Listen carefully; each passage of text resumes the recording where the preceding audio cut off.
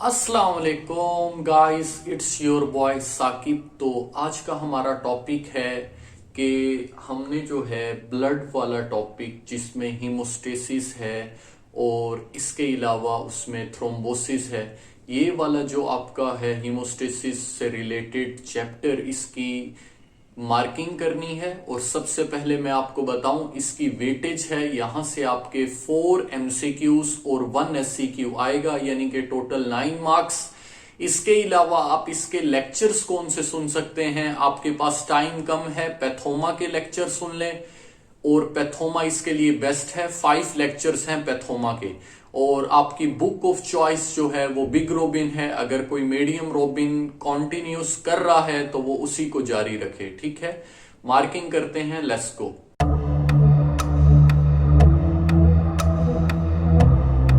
Haemodynamic disorders, thromboembolic disease and shock, ये वाला हमारा चैप्टर है। और इसमें अगर आप देखें तो ये बस आपने ब्लैक लाइन मार्क जो की हुई है ये रीड करना है, ये भी किसी काम की नहीं है, ठीक है। सबसे हमारा पहला टॉपिक है एडीमा एंड इफ्यूजन। आपको एडीमा की डेफिनेशन आनी चाहिए। और इफ्यूजन क्या होता है, जैसे हम कहते हैं प्लूरल इफ्यूजन, फ्लूइड का आ जाना प्लूरा में, तो इफ्यूजन इटसेल्फ क्या है ये आपको पता होना चाहिए, ठीक है। तो एडीमा और इफ्यूजन की डेफिनेशंस आपको आनी चाहिए। ये लिखा हुआ है एडीमा की डेफिनेशन, और यहां पे ये बस आपने ब्लैक लाइन रीड करनी है। उसके बाद इसकी काज क्या है ये ब्लैक लाइन रीड करनी है। और बाकी सारा आप ये देखें, एडीमा फ्लूइड्स एंड इफ्यूजन में भी इन्फ्लेमेटरी, नॉन इन्फ्लेमेटरी, ये सब रीडिंग वाला है। हाँ, इसमें इंपॉर्टेंट क्या है, यहां से आपने रीड करना शुरू किया और जब आप यहां पहुंचे आपने देखा यहां ट्राजुडेट का वर्ड लिखा हुआ है, इसकी डेफिनेशन आपको आनी चाहिए। ये एडीमा है, the edema which is protein less, ऐसे एडीमा जिसमें प्रोटीन ना हो उसको हम ट्राजुडेट कहते हैं, ठीक है। ये आपको पता होना चाहिए। आगे चलते हैं। अब ये कॉजेज हैं एडीमा की, ठीक है। ये हेडिंग आपको आनी चाहिए और इसके अंदर जो लिखा हुआ है एग्जाम्पल जो है ये आपकी एमसीक्यूज है। Increase hydrostatic pressure, congestive heart failure ये कर देता है। इंक्रीज्ड, अब ऐसे क्वेश्चन आता है right the 4 factor that will cause edema, तो आप लिखते हैं increase hydrostatic pressure, reduce plasma oncotic pressure, इसके अलावा सोडियम एंड वाटर रिटेंशन, और एक है लिम्फेटिक ऑब्स्ट्रक्शन। तो ये 4 पॉइंट हैं। और ये जो इसके पैराग्राफ में लिखा हुआ है ये आपका एमसीक्यूज के लिए, सिर्फ आपने यहां से एग्जाम्पल, जैसे reduce plasma osmotic pressure nephrotic syndrome में हो जाता है क्योंकि प्रोटीन लॉस हो जाता है बॉडी से, तो प्रोटीन बॉडी के अंदर, ब्लड के अंदर कम हो जाता है, तो उसकी वाटर को होल्ड करने की सलाहियत कम हो जाती है, तो वाटर टिश्यू में चला जाता है। ये मैकेनिज्म है, ठीक है। तो 1 2 3 ये जो है आपने जो है ना इसको जो है आपने अच्छे से कर लेना है, ये 4 नेम। और उसके बाद जो है आपका ये एमसीक्यूज के लिए। Now table 4.1 pathophysiology categories of edema. इसमें अगर आप देखें तो ये आपको पता लगता है इंक्रीज्ड हाइड्रोस्टेटिक प्रेशर, और इंक्रीज्ड हाइड्रोस्टेटिक प्रेशर में impaired venous return arterial dilation, ये जो आपकी काजीज है ना ये आपसे वो पूछता है, ये एमसीक्यूज में आती है। इसी तरह प्लाज्मा ऑनकोटिक प्रेशर की 2 काजीज के नाम लिखें। लिम्फेटिक ऑब्स्ट्रक्शन किस वजह से होती है, सोडियम वाटर रिटेंशन, इन्फ्लेमेशन। तो ये आपका टेबल एमसीक्यू एससीक्यू दोनों के लिए इंपॉर्टेंट है। जैसे मैंने आपको बताया, आप ये लिखते हैं इंक्रीज हाइड्रोस्टेटिक प्रेशर, नीचे 2 एग्जांपल लिख दें, फिर लिखते हैं ऑनकोटिक प्रेशर, नीचे 2 एग्जांपल लिख दें। और ये सोडियम वाटर रिटेंशन, फिर ये एमसीक्यूज के लिए। लिम्फेटिक ऑब्स्ट्रक्शन की हेडिंग याद रखनी है, नीचे एमसीक्यूज के लिए। एक बात मैं बताता चलूं, ये फ्लेरियसिस है, ये एक पैरासाइट है और ये क्या कराता है आपका अपना एलिफेंटिएसिस, ठीक है, ये करा देता है एलिफेंटिएसिस, आपको इसका पता होना चाहिए। और ये डायग्राम आपकी आ चुकी है, पास्ट पेपर एससीक्यू है, इसको टिक कर ले, इंपॉर्टेंट है। मोर्फोलॉजी एमसीक्यूज के लिए वेरी वेरी वेरी इंपॉर्टेंट आता होता है। इसकी definition dependent edema, subcutaneous edema, pitting edema, periorbital edema, pulmonary edema, brain edema, सारा का सारा इंपॉर्टेंट है, very very very important. Morphology आपको अच्छे से आने चाहिए। क्लिनिकल फीचर ये एमसीक्यूज के लिए है, पल्मोनरी ये आपने बस जस्ट रीड करना है, ठीक है। ये की कॉन्सेप्ट आपकी रिवीजन के लिए है, इससे आप जल्दी से रिवाइज कर सकते हैं। ठीक है, हाइप्रीमिया और कंजेशन का कैसे क्वेश्चन आता है, right that what is difference between hyperaemia and congestion. What is congestion, देखें हाइप्रीमिया क्या है, आपका एक जगह पे इन्फ्लेमेशन हुई, ब्लड वेसल डायलेट हुई और वहां पे ब्लड बढ़ गया। कंजेशन क्या होती है, कंजेशन ये होती है कि एक ऑर्गन है और वहां से ब्लड जो है रिमूव नहीं हो रहा, तो उसके अंदर ब्लड की अमाउंट ज्यादा होती है जिसकी वजह से उस ऑर्गन का एडीमा हो जाता है। तो ये आपको दोनों का डिफरेंस आना चाहिए, हाइप्रीमिया और कंजेशन क्या होता है। ठीक है, मोर्फोलॉजी वेरी इंपॉर्टेंट है, आपने इसको मिस नहीं करना। ये जो अपेयरेंस है लीवर की, हेमरेजिक नेक्रोसिस और पैसिव कंजेशन हो गया, ये आपकी ऑस्पी में लगी होती है, ये वाली भी आपको आनी चाहिए। ठीक है, इसको टिक कर लें। अब हम चलते हैं नीचे, और हीमोस्टेसिस, हेमरेजिक डिसऑर्डर, थ्रोम्बोसिस, इसके अंदर हीमोस्टेसिस की आपको सिर्फ डेफिनेशन आनी चाहिए, और जो है थ्रोम्बोटिक, ये थ्रोम्बाई थ्रोम्बस क्या होता है डेफिनेशन पता हो, और ये डिसिमिनेटेड इंट्रावास्कुलर कोगुलेशन होती क्या है बस ये पता हो। ये सिर्फ आपके वाइवे के लिहाज से इंपॉर्टेंट है, इनकी डिटेल हम आगे पढ़ते हैं जो असल है, ये सिर्फ रीडिंग वाला है। ठीक है, अब हम आगे चलते हैं और ये हम देखते हैं, यहां से शुरू हो रहा है haemostasis. What is haemostasis, question आया हुआ है, right the steps of haemostasis. ठीक है, आपने जब स्टेप्स के नेम उसने पूछे हैं तो एनलिस्ट का मतलब होता है सिर्फ नेम लिखे, तो आपने डिफाइन कर लिया ऊपर और ये सिर्फ नाम लिख दिया। नंबर 1 प्राइमरी हीमोस्टेसिस, फिर सेकेंडरी हीमोस्टेसिस जिसमें डेपोजिशन ऑफ फिब्रिन हो जाता है, तो ये आपको पता भी हो इसमें क्या होता है। इसी तरह क्लॉट स्टेबलाइजेशन एंड रिजॉर्प्शन, तो ये आपने अंदर रीड कर लेना है और ऊपर हेडिंग आपकी पेपर में आती है। ठीक है, और ये आपका हो जाता है। इसी तरह परमानेंट प्लग बन जाता है, सही है। अब प्लेटलेट्स का क्या रोल है और प्लेटलेट किस तरह, ये सारा जो है आपका ना प्लेटलेट का एडहियन का, ये एमसीक्यूज के लिए, ये आपने एक ऊपर वाली लाइन पढ़नी है, बाकी सारा आपने वॉन विलीब्रेंट फैक्टर, फैक्टर 5, ये डायग्राम सारे की ये तो है अपना प्राइमरी हीमोस्टेसिस, फिर सेकेंडरी हीमोस्टेसिस, फिर थ्रोम्बस और एंटी थ्रोम्बिन इवेंट्स, ये एमसीक्यूज के लिए भी इंपॉर्टेंट है। एससीक्यू डायग्राम का नहीं आया हुआ, लेकिन यहां से एमसीक्यूज पूछे हुए हैं। ठीक है, और आपने इसके लिए पैथोमा के लेक्चर जरूरी सुने हैं, वो आपका कॉन्सेप्ट अच्छा बना देंगे। ठीक है, ये अगर आप देखें प्लेटलेट एडहियन, ये प्लेटलेट रैपिडली चेंज, ये है प्लेटलेट के स्टेप के, प्लेटलेट के साथ किस तरह क्लॉटिंग फैक्टर की मदद से वहां पे क्लॉट बनता है और प्लेटलेट का क्या रोल है। तो अगर आपको एससीक्यू है प्लेटलेट का रोल लिखें तो आपने ये लिखना है।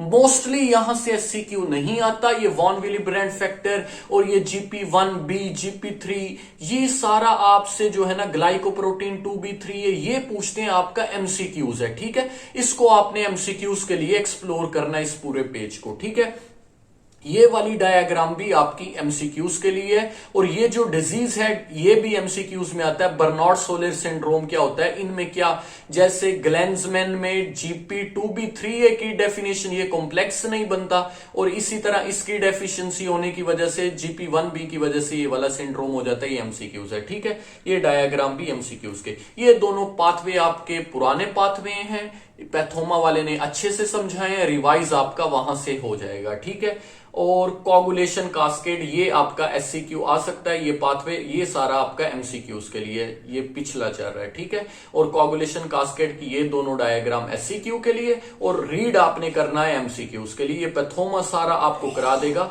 आपको बस ये कॉन्सेप्ट पता होना चाहिए कि प्रोथ्रोम्बिन टाइम क्या होता है, पार्शियल थ्रोम्बोप्लास्टिन टाइम क्या होता है, और इनके अंदर कौन कौन से प्लेटलेट इन्वॉल्व हैं और कौन सा पाथवे इसमें आता है, ये पैथोमा वाले ने बहुत अच्छे से समझाया। इसको कॉन्सेप्ट ले लीजिएगा वहां से, और पैथोमा आपका बहुत टाइम सेव करता है, विद इन 3 आवर्स आप कवर कर लेंगे उसको। ठीक है, और ये सारा रीडिंग वाला है, या ये वाला रीडिंग वाला सिर्फ एमसीक्यूज यहां से ढूंढने, एससीक्यू नहीं है। ठीक है, और ये आपका एमसीक्यूज के लिए है, कन्वर्जन ये भी एमसीक्यूज के लिए है। आपको बस कॉन्सेप्ट आता है ना कि ये पहले यूं होता है, फिर यूं होता है, फिर यूं होता है, फिर यूं होता है, बस ये जेन पे अगर आपको पता है तो बस सब कुछ हो जाएगा। ये डायग्राम एमसीक्यूज के लिए, ये प्रो इन्फ्लेमेटरी इफेक्ट्स, ये भी एमसीक्यूज के लिए आपने सारा करना है। ये वाला फैक्टर डेट लिमिट कोगुलेशन, ये भी आपका एमसीक्यूज के लिए है। ठीक है, ये आप डी डाइमर, ये एमसीक्यूज में आया हुआ है पहले। और इसका आपको पता हो कैसे होता है, ठीक है। ये सारा आपका एमसीक्यूज के लिए। ये पाथवे आपको कॉन्सेप्चुअल आना चाहिए, ये भी एमसीक्यूज के लिए है। एंडोथीलियम की अगर बात करें तो एंडोथीलियम किस तरह आपको रोल करती है, ये सारा एंडोथीलियम का एक दफा एससीक्यू आ चुका है कि किस तरह एंडोथीलियम रोल करती है 2 नंबर में, तो आपको ये वाली लाइन आनी चाहिए। ये एमसीक्यूज के लिए। प्लेटलेट इनहिबिटरी इफेक्ट इसका क्या है और किस तरह ये नाइट्रिक ऑक्साइड की मदद से किस तरह मदद देती है, तो ये आपको पता होना चाहिए। ये एससीक्यू है, ठीक है। और ये आपका आ जाएगा एंटी कोगुलेंट इफेक्ट्स। ये 2 इफेक्ट हैं, इनको आपने अच्छे से रीड करना है एससीक्यू एमसीक्यू दोनों के लिए। ओके है। हम पढ़ते हैं हेमरेजिक डिसऑर्डर। ये आपके हेमरेज के लिहाज से हैं, ये आपने रीड करना है। ये एमसीक्यूज के लिए, इसमें कुछ भी नहीं स्किप करना, स्किप कर दें। असल कहानी शुरू होती है ये वॉन विलीब्रेंट डिजीज या प्लेटलेट डिफेक्ट से। क्या होता है? Defect of primary हिमोस्टेसिस। ये आपका एमसीक्यूज आता है और ये 1 to 2 मिलीमीटर। ये भी पूछते हैं पटीकिया कितने के होते हैं और क्या होता है then petechiae. What is different between petechia and petechiae, तो ये आपसे पूछा जाता है। इन दोनों एमसीक्यूज में ये पूछा गया है पेपर के अंदर, ठीक है। और ये एमसीक्यूज एक्सप्लोर करें। डिफेक्ट ऑफ सेकेंडरी हिमोस्टेसिस क्या है? एमसीक्यूज है ये आपका। और ये नीचे सारा का सारा एमसीक्यूज है, यानी कि कौन सी बीमारी किस क्लोटिंग फैक्टर या प्लेटलेट के कौन से उस वजह से हो जाती है जो प्लेटलेट के ऊपर लगा होता है। आपने इसको सिर्फ एमसीक्यूज के लिए एक्सप्लोर करना है, ठीक है। और थ्रोम्बोसिस की डेफिनेशन एग्जैक्ट टू एग्जैक्ट आनी चाहिए। ये इसकी लिखी हुई है डेट लीड। ये 3 पाथवे हैं, इसको कहते हैं विर्चू ट्राइएड। मोस्टली रिपीटेड क्वेश्चन है आपके प्रॉफ का। Right the विर्चू triad. विर्चू triad 10 times यहां से यही क्वेश्चन आ गया, विर्चू ट्राइएड। ये तीनों पॉइंट है, मैं आपको याद करा देता हूं। देखिए, सबसे पहले आप एक एंडोथीलियम को इंजर कर दें, ये पहला हो गया। अब वहां से क्या हो जाएगा? ब्लड फ्लो सही नहीं जाएगा, वहां पे स्टेसिस हो जाएगी, क्योंकि वहां पे आरबीसी की स्टैकिंग होगी। तो दूसरा पॉइंट हो गया स्टेसिस। तीसरा पॉइंट क्या हो गया? जब स्टेसिस हो गए आरबीसी, तो क्लॉटिंग फैक्टर भी वहां पे जमा होने लग जाएंगे। तो इस तरह आप इसको याद कर सकते हैं। ये कहता है कि 3 इंजरी हो जाए, यानी कि एंडोथीलियम की इंजरी हो जाए, उससे थ्रोम्बोसिस बन सकता है। स्टेसिस हो जाए, उससे थ्रोम्बोसिस बन सकता है। या हाइपर कोगुलेबिलिटी हो जाए, जैसे ज्यादा क्लॉटिंग फैक्टर बढ़ रहे हैं, तो उस वजह से भी ये आपको हो सकता है। अगर आपको याद रखना है तो करें। मैंने कट किया, वहां पे स्टेसिस होगी, स्टेसिस के बाद क्लॉटिंग हाइपर कोगुलेबिलिटी होगी, तो याद इस तरह आप रख सकते हैं। एंडोथीलियल इंजरी, ये आपसे पूछा हुआ है। एंडोथीलियल इंजरी एससीक्यू में, ये डायग्राम आपकी एससीक्यू के लिए इंपॉर्टेंट है, इसको टिक कर लें, अच्छे से करिएगा। और ये कॉजेज भी, हाइपर कोगुलेबिलिटी किसमें होती है, ये आपका एमसीक्यू एससीक्यू दोनों के लिए, ठीक है। और ये आगे सारा आपका एमसीक्यूज है। और ये देखें, प्रो कोगुलेंट चेंजेस एमसीक्यूज है, एंटी फिब्रिनोलिटिक इफेक्ट्स एमसीक्यूज है, alteration in normal blood flow, ये आपका सारा, ये पॉइंट देख लीजिएगा। बाकी सारा एमसीक्यूज है, इतना कुछ नहीं आता। एनुरिज्म क्या होता है? डायलेशन होती है ब्लड वेसल की। ये ब्लड वेसल है ना, ये देखें, ये ब्लड वेसल है, तो ये ऊपर वाला हिस्सा डायलेट हो जाएगा, यानी कि ऐसे बन जाएगा। तो इसको हम कहते हैं, इसको क्या कहते हैं? एनुरिज्म। ये इतना कोई नहीं है, एओर्टिक एनोरिज्म हो जाता है। और हाइपर कोएगुलेबिलिटी, ये जो हमने 3 चीजें पीछे पढ़ी थी उनकी डिटेल है। क्वेश्चन आता है विर्चू ट्राइएड को एनलिस्ट करें। ये बाकी सारा आपने एमसीक्यूज के लिए एक्सप्लोर करना है, ठीक है। और हाइपर कोएगुलेबिलिटी स्टेट में ये वाला जो टेबल है, इसमें आपको ये वाला पहला पॉइंट आना चाहिए। रेयर में ये नहीं, वेरी रेयर ये नहीं है। हाई रिस्क थ्रोम्बोसिस एट्रियल, ये 1-2 याद कर लें बस। लो रिस्क ये नहीं आया। हाइपर कोएगुलेबिलिटी हर में से, कॉमन में से एक याद कर लें, रेयर में से एक याद कर लें, वेरी रेयर में से, सेकेंडरी में से, ये बस, ठीक है। ये टेबल हो जाएगा, इतना नहीं। ये सारे का सारा, ये देखें, ये एमसीक्यूज आ चुका है। यहां पे जी 200, ये 210, ये 20210A, यहां पे म्यूटेशन हुई थी, बस ये पता होने चाहिए किस लेवल पे हुई थी। प्रोथ्रोम्बिन का जीन था, ये एमसीक्यूज के लिए। होमोसिस्टीन वाली, ये आपको पता होना चाहिए, ये वेरी वेरी वेरी इंपॉर्टेंट है। High elevated level of homocysteine क्या इफेक्ट करते हैं, बहुत इंपॉर्टेंट है। ये सिर्फ एमसीक्यूज के लिए, एससीक्यू एमसीक्यू दोनों के लिए, और ये आपका एमसीक्यूज के लिए, ठीक है, ये वाला पॉइंट। और उसके बाद ये सारा आपका, ये वाला भी जो है, लेडन फैक्टर 5 जो है फॉर प्रोथ्रोम्बिन, ये एमसीक्यूज के लिए आ चुका है। तो इसको आपने अच्छे से करना है। डीवीटी को अच्छे से देखना है गाइस, डीवीटी इंपॉर्टेंट है, ठीक है। आगे आ जाए, ये एमसीक्यूज के लिए एक्सप्लोर करना है, ये भी एमसीक्यूज के लिए एक्सप्लोर करना है, ठीक है। और हेपरिन इंड्यूस थ्रोम्बोसाइटोपिनिया, ये आप फार्मा में भी पढ़ेंगे, यहां पे भी पढ़ेंगे, इसको एससीक्यू एमसीक्यू दोनों के लिए टिक कर लें, ये आपका आता है। एंटी फॉस्फोलिपिड एंटीबॉडी सिंड्रोम, इसको टिक कर लें, ये नजीब ने नहीं समझाया, आपको अगर समझ आ जाता है तो बेहतर है, नहीं आता तो आप मुझे बता दीजिएगा, मैं समझा दूंगा, इसको आप टिक कर लें। तो ये हम कर लेंगे, ये आपने करना है, ये पास्ट पेपर में एक दफा आया है तो आपने इसको अच्छे से करना है। इसमें आपने पॉइंट बना के लिखना है, ये नहीं कि आप पूरा याद करना है, आपको इसकी डेफिनेशन आनी चाहिए, इसका कॉन्सेप्ट आना चाहिए, यानी कि डेफिनेशन और मैकेनिज्म, बस दो चीजें आप एससीक्यू में लिख सकते हैं, ठीक है। एंटी फोस्फोलिपिड एंटीबॉडी सिंड्रोम क्या होता है, ओके। उसके बाद मॉर्फोलॉजी आपको बताया, लाइन ऑफ ज़ेन पूछा हुआ है, म्यूरल थ्रोम्बाई क्या होते हैं, आर्टीरियल थ्रोम्बाई क्या होते हैं, ओक्लूसिव, ये सारा आपका वीनस थ्रोम्बोसिस, ये एमसीक्यू एससीक्यू दोनों में आ चुका है, ठीक है। लाइन ऑफ ज़ेन तो बहुत मर्तबा है, तो इसको आपने अच्छे से करना है, ओके हो गया। ये डायग्राम ऑस्पी की, ये डायग्राम ऑस्पी की।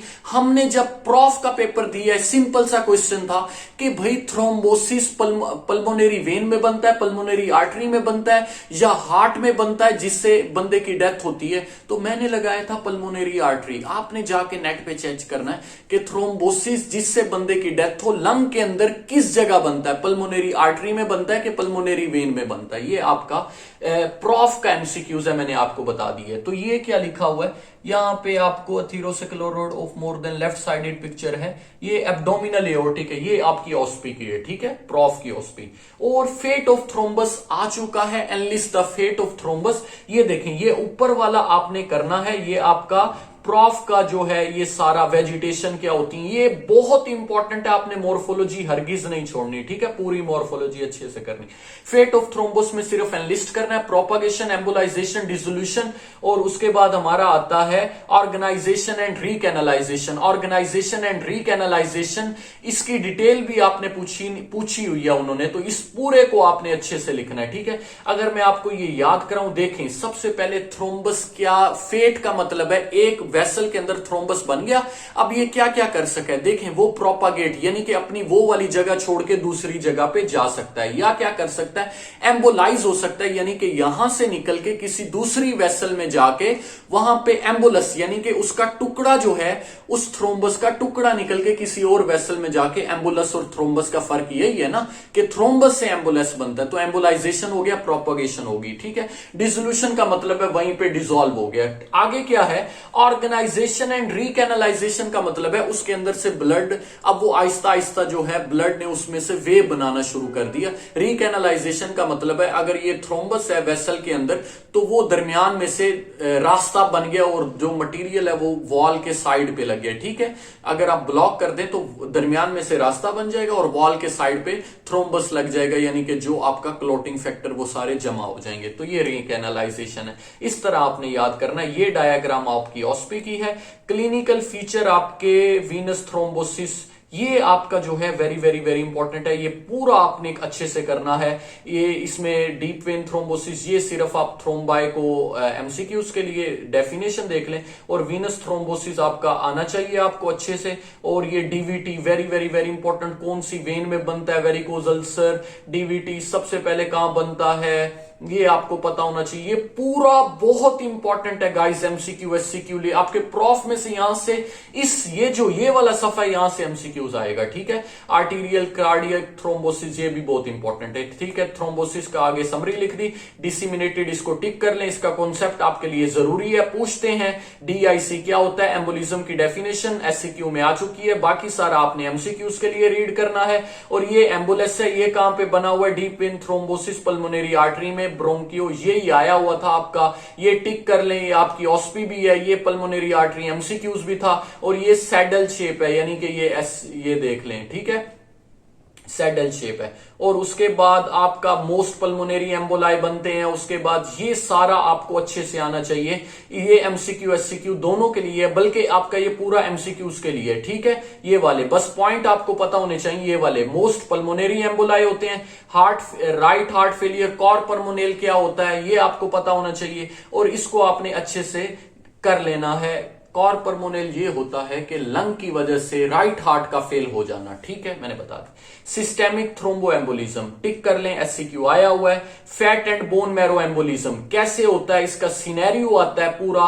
आपका आ चुका है, पैथोमा ने अच्छे से समझाया, टिक कर लें। ये आपकी ऑस्पी के लिए, इसको टिक कर लें। और उसके बाद एयर एम्बोलिज्म पूरा का पूरा करना है, एमसीक्यू एससीक्यू दोनों। ये देख लें टाइप्स, आपने ये एक दफा तो क्वेश्चन आया हुआ, right the name of types of thrombo embolism. इसमें आप एम्बोलिज्म की टाइप्स पूछी हुई, इसमें आप थ्रोम्बो एम्बोलिज्म लिखते हैं, फैट एंड मैरो एम्बोलिज्म लिखते हैं, एयर एम्बोलिज्म लिखते हैं, तो ये आपका हो जाता है, ठीक है। और उसके बाद एमनियोटिक फ्लूइड एम्बोलिज्म पूरा का पूरा करना है, एमसीक्यू एससीक्यू दोनों के लिए इंपॉर्टेंट है। ये समरी है। इन्फॉक्शन पे चलते हैं, इन्फॉक्शन की डेफिनेशन आनी चाहिए बेसिक, बाकी सारा आपने रीड करना है एमसीक्यूज के लिए। मॉर्फोलॉजी, ये डायग्राम आपकी ऑस्पी के लिए है और ये आती है, ठीक है। ये मॉर्फोलॉजी इंपॉर्टेंट है। रेड इन्फार्क्ट पूछा हुआ है, ये डायग्राम ऑस्पी की है। व्हाइट इन्फार्क्ट तो रेड इन्फार्क्ट का डिफरेंस 3 पॉइंट आप बना लें, वो लिखना है आपने। और यहां पे लिखा हुआ है, ये आपका एमसीक्यूज आता है, यहां से आपको अच्छे से आना चाहिए। और इस्कीमिक ये सारा, और ये ऑर्स का भी पूछते हैं कब होता है, लिक्विफेक्टिव नेक्रोसिस, ये सारा आपका एमसीक्यूज है,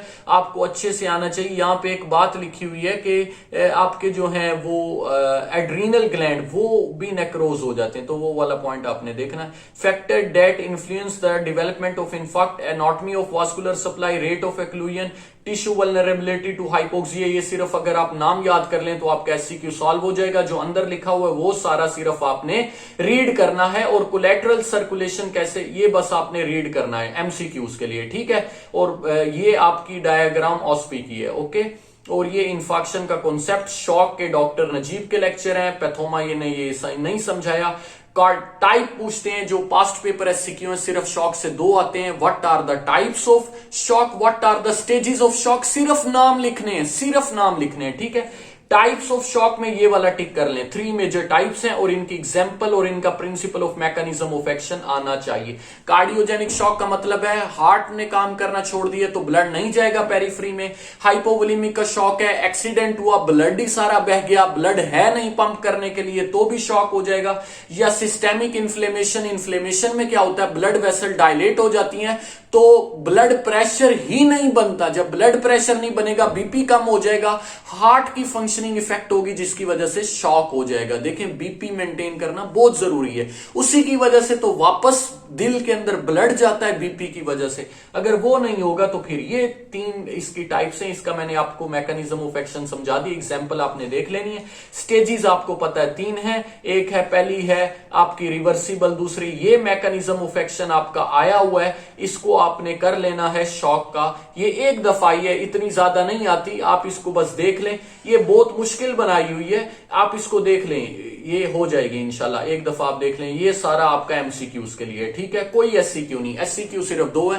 टाइप्स और स्टेजेस, बस सिर्फ नाम लिखने हैं, बाकी सारा आपने एमसीक्यूज के लिए रीड करना है। स्टेजेस ऑफ शॉक यहां पे बताया था, non progressive, progressive, irreversible. Non progressive का मतलब है रिवर्सिबल है, प्रोग्रेसिव का मतलब है आगे जा चुकी है, इरिवर्सिबल कि अब बंदा नहीं बचेगा शॉक से, ठीक है।